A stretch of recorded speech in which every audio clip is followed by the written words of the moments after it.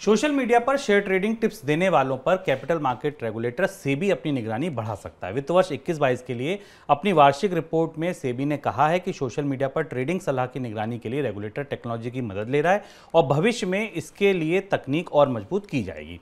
21-22 के दौरान सेबी ने 3 मामले पकड़े थे जिनमें सोशल मीडिया के जरिए फर्जी ट्रेडिंग सलाह फैलाई दी जा रही थी जिससे लोगों को बड़ा नुकसान भी होता है। सर, सेबी मॉनिटरिंग कैसे करेगा?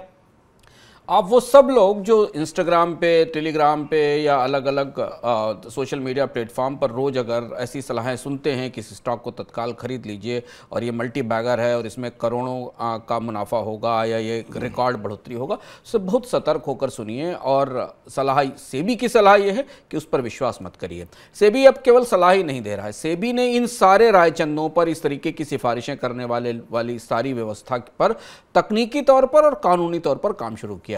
सेबी ने डेटा एनालिसिस की टेक्नोलॉजी से ली हैं, जो बल्क में डिजिटल डेटा जो वेब पर उपलब्ध है, सोशल मीडिया पर उपलब्ध है और तमाम अलग अलग सोर्सेज में उपलब्ध है, उसका विश्लेषण कर रहा है और उसके आधार पर यह समझने की कोशिश कर रहा है कि कहां कौन सा व्यक्ति स्टॉक्स में मैनिपुलेशन के लिए इन सारी सूचनाओं का इस्तेमाल कर रहा है।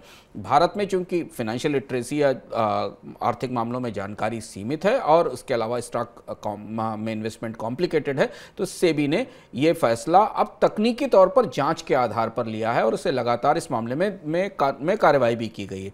दूसरी महत्वपूर्ण बात यह है कि सेबी ने टेलीकॉम रेगुलेटरी अथॉरिटी की मदद से, जो TRAI जो भारत में रेगुलेटर है टेलीकॉम सेक्टर की, उसकी मदद से एक आदेश भी जारी किया है कि अब SMS की से स्टॉक की एडवाइजरीज केवल वही दे सकेंगे जो रजिस्टर्ड इंटरमीडियरीज होंगे। जो सेबी के पास रजिस्टर्ड संस्थाएं हैं वही स्टॉक की SMS की एडवाइजरी दे सकेंगे। टेली मार्केटर्स के जरिए कोई भी आपको स्टॉक्स SMS पर या सोशल मीडिया ऐप्स पर स्टॉक की सूचना या स्टॉक की सिफारिश नहीं दे सकेगा। बल्क SMS करने की, थोक में SMS भेजकर स्टॉक्स के रेट बढ़ाने की और बढ़ाने की और दखल करने की कोशिशों पर भी सेबी सख्ती कर रहा है।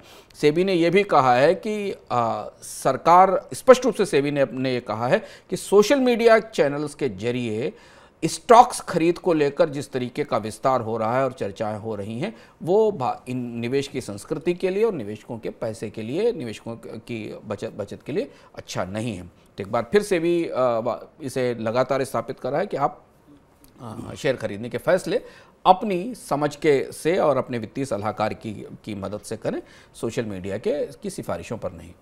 और अगर आप इस पर विस्तार से कार्यक्रम देखना चाहते हैं तो बीते हफ्ते का जागते रहो देखिए, उसमें आपको ये बताया गया है कि इनसे तो सलाह नहीं लेनी है। ये तो अब सेबी भी बता रहा है, पहले हमने भी बताया आपको। लेकिन फिर सलाह लेनी किससे है? सलाह कौन दे सकता है? कौन अधिकृत है? कौन से लाइसेंसेज उस पर होना जरूरी है? कौन से माध्यम ऐसे हैं जिनकी सलाह पर आप भरोसा कर सकते हैं? ये सब कुछ आपको जागते रहो के शो में मिलेगा।